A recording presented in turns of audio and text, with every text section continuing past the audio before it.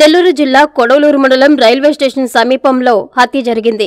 మణిపూర్ దోషులను కఠినంగా శిక్షించాలంటూ Indian national league ఆధ్వర్యంలో సోమవారం నెల్లూరులో నిరసనలు చేపట్టారు.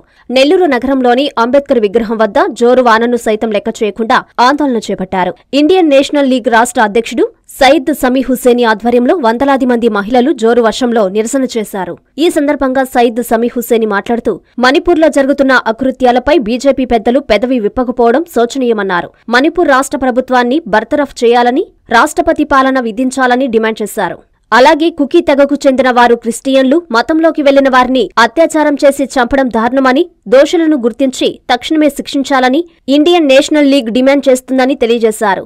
ఈ కార్యక్రమంలో ఇండియన్ నేషనల్ లీగ్ కార్యకర్తలు, నాయకులు, మహిళా కార్యకర్తలు అధిక సంఖ్యలో పాల్గొన్నారు. కేంద్ర ప్రభుత్వం రాష్ట్రపతి పాలన విధిస్తుంది. అటువంటి రాష్ట్రపతి పాలన అక్కడ ఎందుకు విధించలేదు?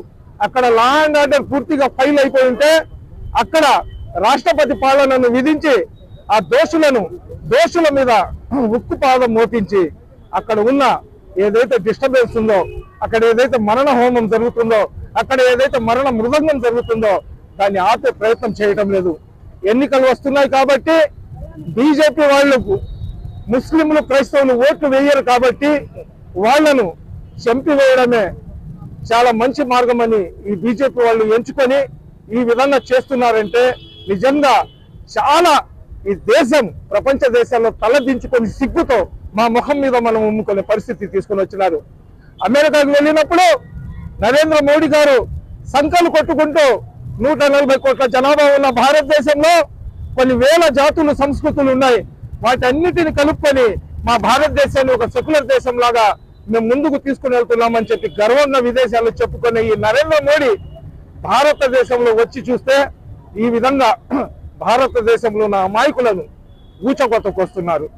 అదేవిధంగా భారతదేశం సైన్యంలో పనిచేసే ఒక సోల్జర్ చైనాతో, పాకిస్తాన్తో ఎన్నో యుద్ధాలు చేసి ప్రాణాలకు తెగించి ఈ దేశాన్ని రక్షించిన ఒక సోల్జర్ యొక్క పెళ్ళాన్ని సజీవ దహనం చేశారంటే ఈ సోల్జర్స్ ఎవరైతే ఆర్మీలో నిలబడి మేము హాయిగా నిద్రపోతుంటే వాళ్ళ ప్రాణాన్ని ఫలంగా పెట్టి దేశాన్ని రక్షించే సోల్జర్స్ ను వాళ్ళ పెళ్ళాలను కూడా చంపేసినారు.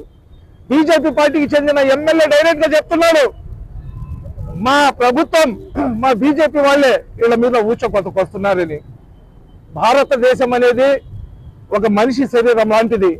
ఈ రాష్ట్రాలు అనేవి ఆ శరీరంలో ఉన్న అవయవాలు. ఒక చేతికి దెబ్బ తగిలితే ఈ చేతి కళ్ళలో నుంచి నీళ్లు వస్తాయి.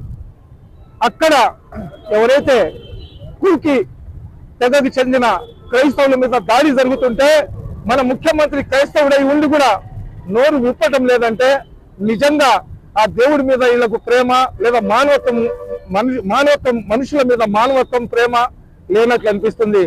ఒక జోకర్ ఉన్నాడు, కేఏ పాల్ అని. ప్రపంచ దేశాలు తిరిగినాను, ఇరాక్ యుద్ధాన్ని ఆపినాను, అమెరికా బాంబ్ బ్లాస్ట్ జరిగితే నేను ఫైట్ కి చేత్తో పట్టుకున్నానని చెప్పి సంకలు కొట్టుకుంటున్నాడు.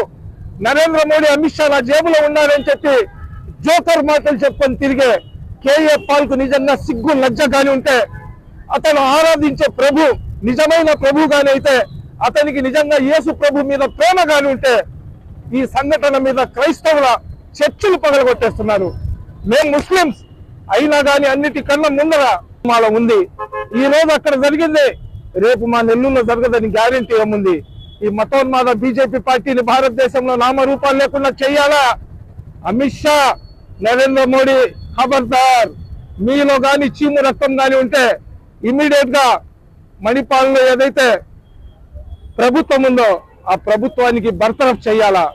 అక్కడ ప్రెసిడెంట్ రూల్ పెట్టి అక్కడ ఉన్న ముఖ్యమంత్రికి ప్రాసిక్యూట్ చేసి అతనికి కఠినంగా శిక్షించాలా?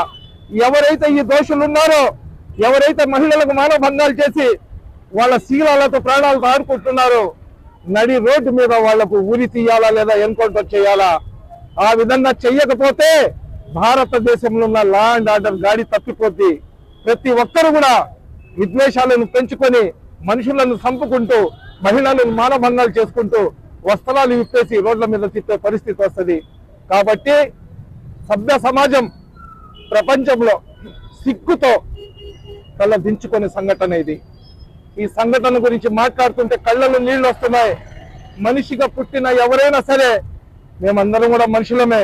మా కులాలు, భాష, వాడకం, తిండి అన్ని వేరైనా కానీ మా శరీరంలో ఉన్న రక్తం ఒకే కలర్లో ఉంటది. అదే విధంగా మనం అందరం కూడా పీల్చే శ్వాస ఒకటే. హిందువులకు సపరేట్, క్రైస్తవులకు సపరేట్, ముస్లింలకు సపరేట్ గా ఉండదు. శరీరంలో రక్తం కూడా కులాల వారీగా కలర్లలో ఉండదు. ఒకే రకమైన బ్లడ్ గ్రూప్స్ ఉంటాయి, ఒకే రకమైన కలర్ ఉంటది. మనం పీల్చే శ్వాస కూడా ఒకే రకంగా ఉంటది. మానవత్వం ఉన్న ప్రతి మనిషి కూడా ఈ సంఘటనను ఖండించాలా. అక్కడ ఏదైతే క్రైస్తవుల మీద, గిరిజన తెగల మీద జరుగుతున్న దాడులు ఉన్నాయో ఆ దాడులను కేంద్ర ప్రభుత్వం ఆపి ఆ మణిపాల్ ప్రభుత్వాన్ని బర్తరఫ్ చేసేదాకా ప్రతి ఒక్కరూ మీ శక్తి వంచన లేకుండా పోరాటం చేయాలని తెలియజేసుకుంటున్నా. ఇంతటి వర్షంలో సాటి మహిళలకు జరిగిన అన్యాయాన్ని చూసి తట్టుకోలేక రోధిస్తూ ఈ వర్షంలో వచ్చిన మా సోదరిమణులకు సలాములు తెలియజేసుకుంటున్నా. ఈ మహిళలను చూసి మగోళ్ళు సిగ్గు తెచ్చుకోండి. ఈ మహిళలను చూసి మగోళ్ళు సిగ్గు తెచ్చుకోండి. మహిళలకు ఓట్లు కావాలా, 50% రిజర్వేషన్ ఇస్తాము, అన్ని దాంట్లో మహిళలకు ప్రాధాన్యత ఇస్తామని చెప్పే నాయకులారా, నిజంగా మీకు సిగ్గు లజ్జ కానీ ఉంటే ఈ సింహపురి గడ్డ మీద ఉన్న ఈ వీర మహిళలను చూడండి.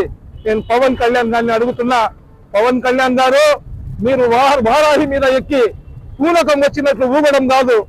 మహిళలకు అన్యాయం జరిగితే నేను ముందుంటానని చెప్పారు కదా.